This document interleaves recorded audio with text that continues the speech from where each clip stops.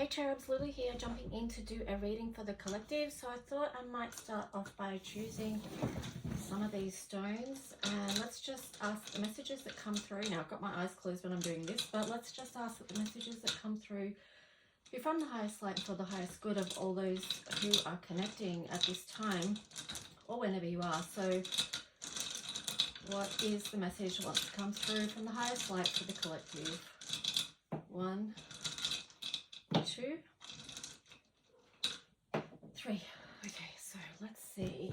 Ooh. Okay, wow. This doesn't surprise me at all. We've got the number 9, we've got the number 11, and the number 14. So then, oh, actually it's the number 6, sorry, because it's pink, so it is Venus, it's love. Wow. I feel like this is a message about moving through these times, as challenging as they are and as fast moving as they are with this number 14 there. It's like, how can we move through these times with surrounding ourselves, our situations, and those basically the energy around us with as much love as possible. So this could involve moving on with new cycles, because that actually did show up as, like, when I put it down, it was like a number 9. So taking love forward into each new cycle. This could be very much about connections as well, with the 1 and the 1. Gateways that people are moving through. It could indicate challenges in love, and also a need for loving communication with the number 14 there, reducing down to 5, which is Mercury. So there is a lot going on, but in another sense, more collectively too, I guess, overall. Like, if we can move through with love, like, the way forward is love, right? It's like working from the heart space, and we talk about this a lot, but that's how we work with the duality, the light and the dark. Like, we shine the light in the dark. Whether it's shining a light on something that needs to be exposed collectively, or whether it's shining a light and love onto our own, the darkest areas of our own psyche, the deepest shadows that we may try and hide from, or those that are hidden within us. Like, how can we communicate love? And that's the way that we transform and transmute energy. So let's just see what else we get with this. So a pretty powerful message, like, to start off with, but these are powerful times, both on an individual and collective level, as you will be aware of. So let's just see. So here you've got the card of faith. So this is, the trigger statement is, why does this always happen to me? The herb here is spikenard. The true statement is, I am at peace. Know that everything will work out as it needs to, and hold a space of gratitude as you watch the miracles unfold. And then on the bottom, you've got ignite. So faith and ignition, right? This is powerful times. No matter what area, no matter what space you're in right now, just have faith, because something is going to be ignited and it's going to be powerful. As long as you can bring love into this situation, because love is like a superpower, okay? Yeah, anyway. So, like, here we've got, with the ignite card, the trigger statement is, where do I go from here? The flower is, or blue tansy. The true statement is, I allow life to flow through me. Inspiration has arrived and will work through you as you move forward, okay? So there is some encouragement.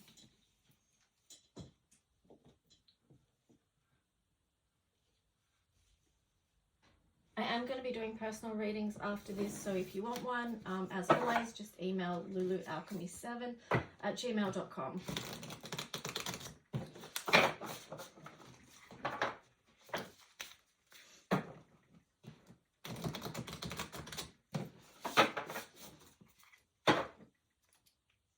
Wow, I love this on the bottom, sanctuary. Number 26, 8. Yeah, so for those of you that have been going through a challenge, and quite frankly, who hasn't, like, it's like, you can give yourself this, if you can give yourself this safe space of sanctuary, where you can look at whatever it is that needs looking at within yourself or within connections with others, and then, create a sanctuary of love. Yeah, anyway. Let's just see what wants to come through.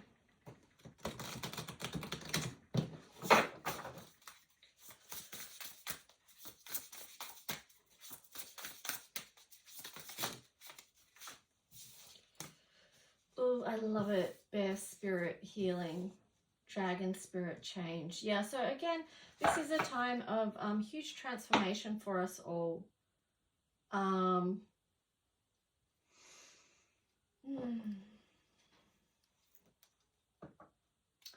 You know, and it is when we do like nurture and do that healing work and take really good care, be protective of ourselves.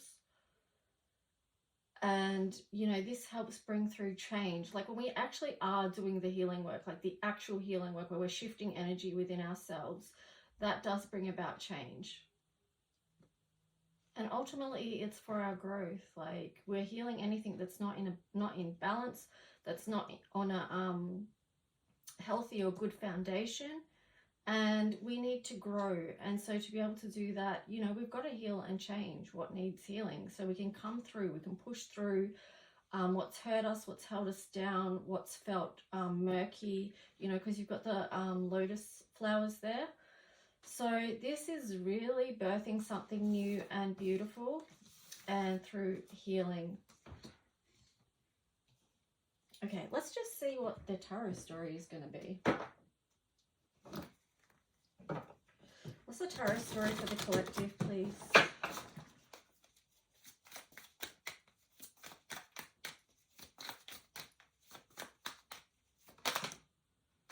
King of Wands.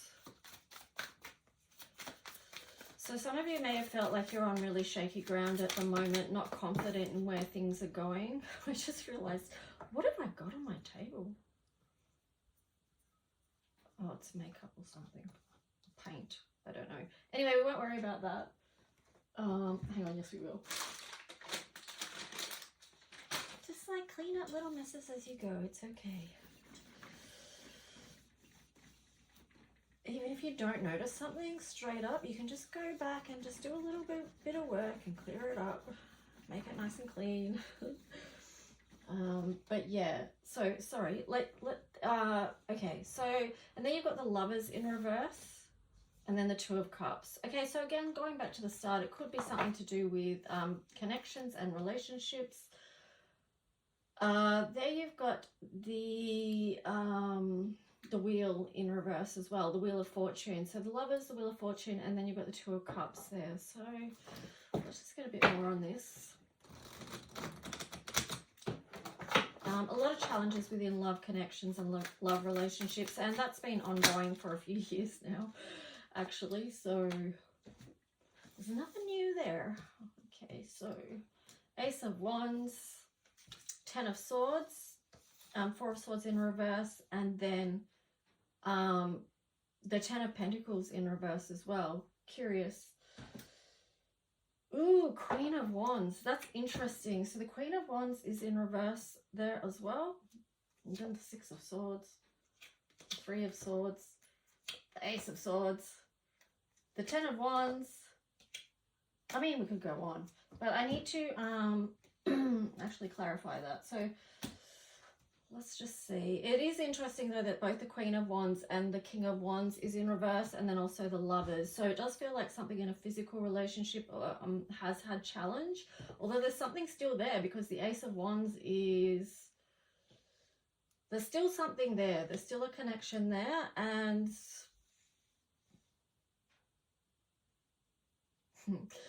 it's like a cycle incomplete. I do feel like there's healing that needs to happen here though, that's for sure. Because unless that happens, nothing can be built in the physical, because there is a lot about the physical here, but there's issues within the physical. So unless healing happens with this, then it's like moving on, because nothing can change, nothing can happen, right? So that sort of takes us back to the first stones as well, like these numbers. Like challenges in love with communication, and that seems to be a big issue. So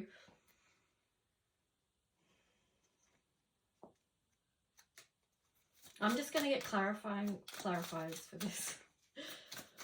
Okay, so what do we need to know? What's the clearest message for the collective around these complicated relationships, connections?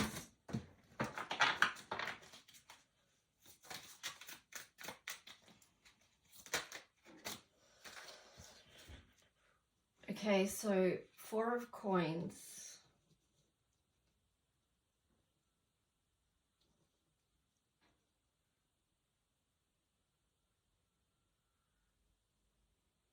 Okay, and what I'm getting with that is that whatever this is, it needs to be, if it's going to be rebuilt, because I said, you know, nothing can be built until this is, there's healing done, and nothing can be built. So here you've got the 4 coins, so 4 of coins. So nothing can be built on this foundation until some healing is done, and then an offering can come forward.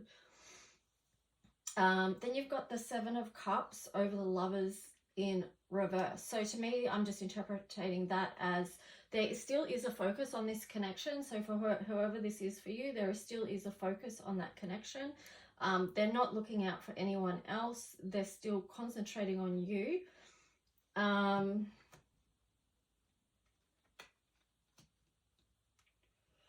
But there may need to be a choice there as well to turn the Lovers card around. Like there needs to be a choice made is what I'm getting with that.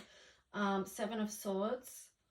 Okay, so that's interesting over the 2 of Cups. 7 of Cords. 7 of Cords. Wow. Wow. Okay. So, damn. All right. It's pretty full on, right? So I said 7 of Cords instead of the 7 of Swords over the 2 of Cups. And that is because, again, there needs to be deep healing, spiritual work here done for someone. So whoever that is, whether it's for both parties or it's one or the other, there is something about cord cutting to negative entities perhaps that needs to happen. And I'm saying that because it's a number 7, so it's linking me to the spiritual. So, you know, as in the spiritual realm, there is dark and light energies. So any sort of lower vibe things is what needs to be cut. Because then you can come into this beautiful, and it does show that that could happen with the 7 of Swords here in reverse. But again, it's down to a choice, right? It's down to a choice to choose the most divine and highest timeline with the 7 of Cups over the Lovers. And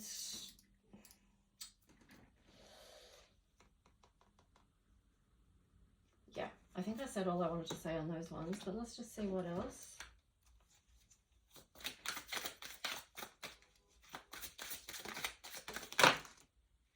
Interesting. Okay, so you've got the Wheel of Fortune in reverse, and then on top of that, the Death card on the side. So it is like this still hangs in the balance. But again, it goes back to choices, wanting to be on your highest timeline and as to whether or not this will move ahead with the Knight of Wands over at the top of the Ace of Wands. This is some powerful energy to work with for sure.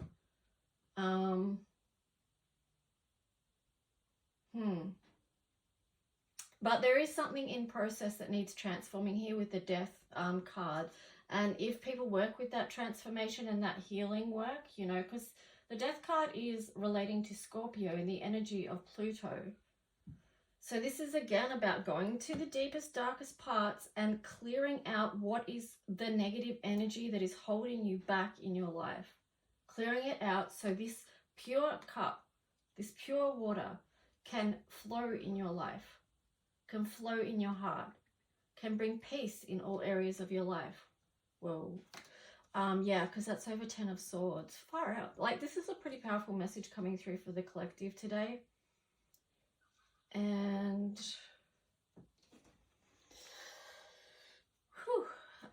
let's just see.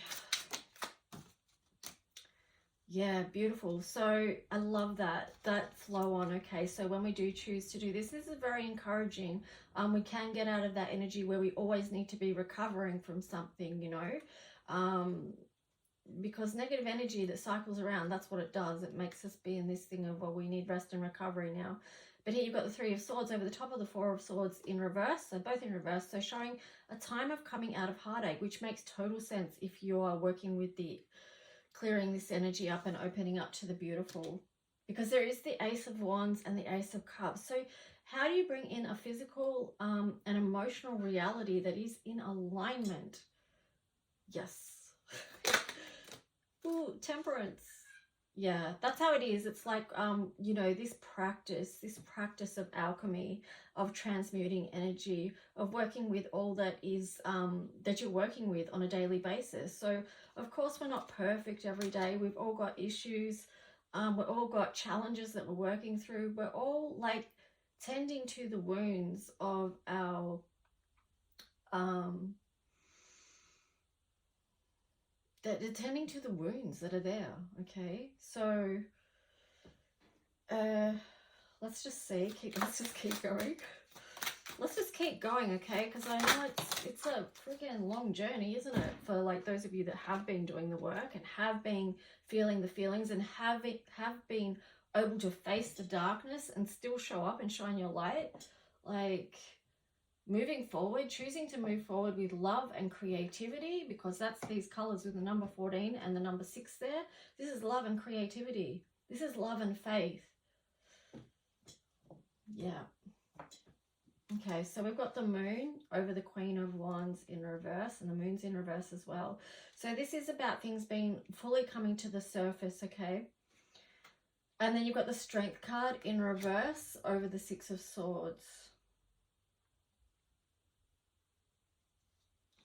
Yeah, so for those of you that do have to move on or do choose, like if you're in a situation where you can actually see that, oh, okay, one person might be doing the healing work and the other person not, or you know that it's in your best interest to move on with lessons learned, this could feel very challenging. Like it could take all you've got to do that, okay? That's why I feel like that Strength card is in reverse. Yeah, so there could be a lot of mental conflicts around that with the Eight of Swords there. Yeah. What? Damn. Okay, I should try to show you. I was just seeing what's there, but yeah, so a lot of mental conflict with that. Ace of Swords, it can be, you know, a challenge to cut through all the stuff, all the mental challenge, you know. And then, but you've got the Five of Wands there, so, and the Five of Cups, so it's a lot of conflict that you may have to work with. So this is the story, like if you're on this where it's not the healing happening and you're sort of moving on, you know, then you've got to deal with the mental aspects of that, and you know, the mental aspects, because, and the physical, because there's the Five of Wands there, but also there's the emotional with the Five of Cups there. But you've got the Queen of Wands in the upright. So whereas there she was in the reverse. Now the reason she's turned to the upright is because we have to face the truth of the situation, like the truth of our physical reality as well, and our emotional reality as we are experiencing, as we are feeling things. We have to see it so that we can heal our hearts around that. And how do we heal our hearts if we're not able or willing to see what's there that hurts us, or that's not emotionally in our well-being, you know? So, whew, let's just get some astrology cards. That's just, whoa, that's a lot.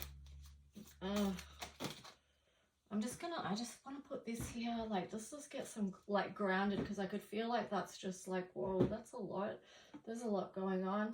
And putting the Divine Feminine energy there as well, and then there's just this grounded energy.